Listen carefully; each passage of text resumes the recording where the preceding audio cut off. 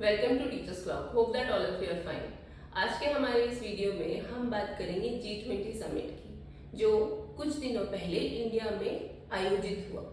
यहाँ इस G20 के आयोजित होने से, फॉरेन डेलीगेट्स और लीडर्स के आने से क्या फर्क पड़ा है उसकी असेसमेंट करेंगे। तो G20 ने कितना बदला है कश्मीर को, या फिर कश्मीर में कितना बदलाव हो चुका है।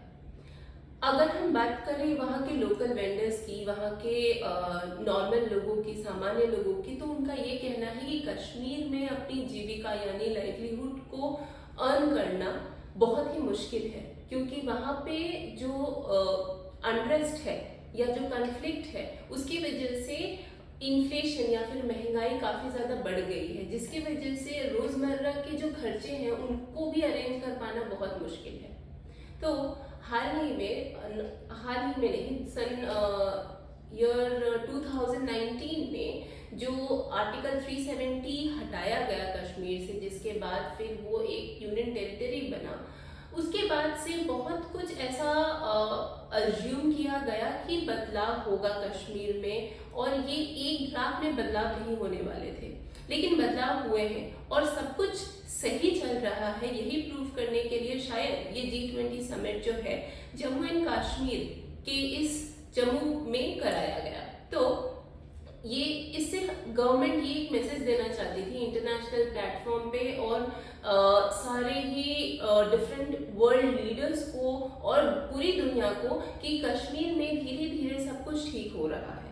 लेकिन कितने हद तक, क्योंकि इस समिट में पार्टिसिपेट करने वाले या फिर हिस्सा लेने वाली जो कंट्रीज हैं, जो देश हैं या उनके जो लीडर्स हैं, वो कुछ जैसे कि आप मान लीजिए अमेरिका हुई, ब्रिटेन हुआ, फिर और भी यूरोपियन कंट्रीज, उन्होंने बढ़ चढ़ के भाग तो लिया, लेकिन वहीं दूसरी तरफ चाइना, टर्की और पाकिस्तान जैसी कंट्रियों ने पूरी तरीके से बैकआउट कर लिया।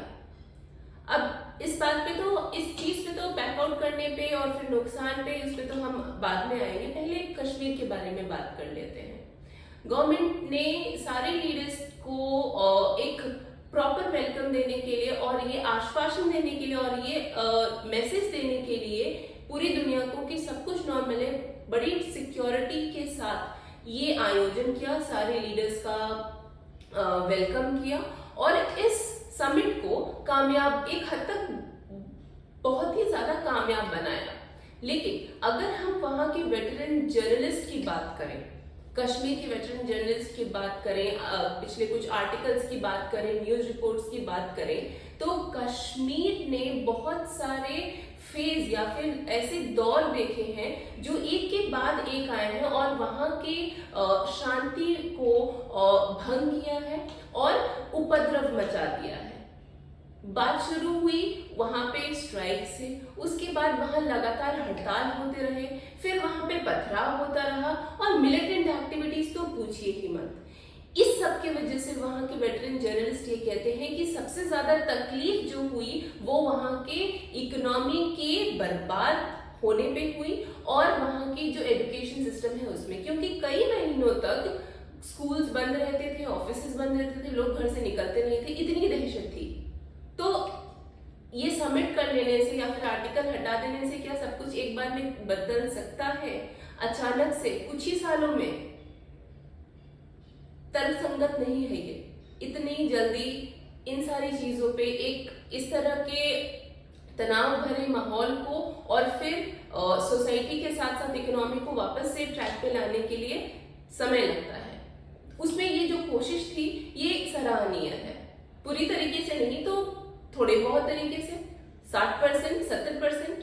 अब इसी के साथ ये भी बात कर सकते हैं हम कि गवर्नमेंट ने ये भी क्लेम किया है कि टूरिज्म इंडस्ट्री को बूस्ट देने के लिए, क्योंकि कश्मीर जन्नत है धरती का, वहां पे टूरिज्म को बढ़ावा दिया जा सकता है। 40,000 करोड़ इन्वेस्ट किया गया, जिससे टूरिज्म इंडस्ट्री को बूस्ट तो मिला, क्योंकि शिकारा जो चालक है उनका ये कहना है कि धीरे धीरे जो टूरिस्ट है उनका आना फिर से शुरू हुआ है, लोग आ रहे हैं और इस समिट के बाद तो और ज्यादा लोग आएंगे, क्योंकि मैसेज पहुंच चुका है बाहर के देशों में कि कश्मीर आप विजिट करिए, आइए, अपनी छुट्टियां बिताइए और चिंता जो है, वो पहले का जो तनाव का माहौल था वो नहीं है। लेकिन इस सब के बीच अभी ये कह देना, ये कंक्लूड कर देना कि कश्मीर में सब ठीक है, कश्मीर पूरी तरीके से ट्रैक पे आ चुका है, शायद जल्दबाजी होगी। क्योंकि कश्मीर के जो मेन एरिया है, जो मीन्स कुछ ऐसे सबर्ब्स हैं, मेन एरिया है, वहां अमन शांति तो है थोड़ी बहुत, लेकिन लोगों का जो गवर्नमेंट पे से विश्वास हट गया है, लोगों का जो डर बन चुका है, उसके बाद जो सबब यानी जो आउट एरिया है कश्मीर के, वहां पे ये उपद्रव बढ़े भी हैं आर्टिकल 370 के बाद। अब इसमें क्वेश्चन ये बनता है कि लोगों का ट्रस्ट वापस से एक गवर्नमेंट एडमिनिस्ट्रेटिव सिस्टम में कब तक वापस आएगा, कितना वापस आएगा, ये एक देखने की बात है। कब एक डेमोक्रेटिक गवर्नमेंट वहां पे प्रॉपर तरीके से आ पाएगी, कब एक डेमोक्रेटिक सिस्टम से चूज किया हुआ एक प्रॉपर डेमोक्रेटिक लीडर आएगा, ये सोचने, देखने और समझने वाली बात है।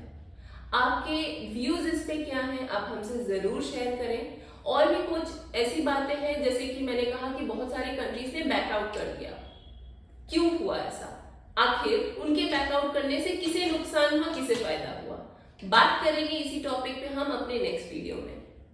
Till then take very good care of yourself. Video को लाइक और शेयर जरूर करें। चैनल पे न्यू है तो प्लीज डू सब्सक्राइब। ध्यान रखें अपना। Thank you very much.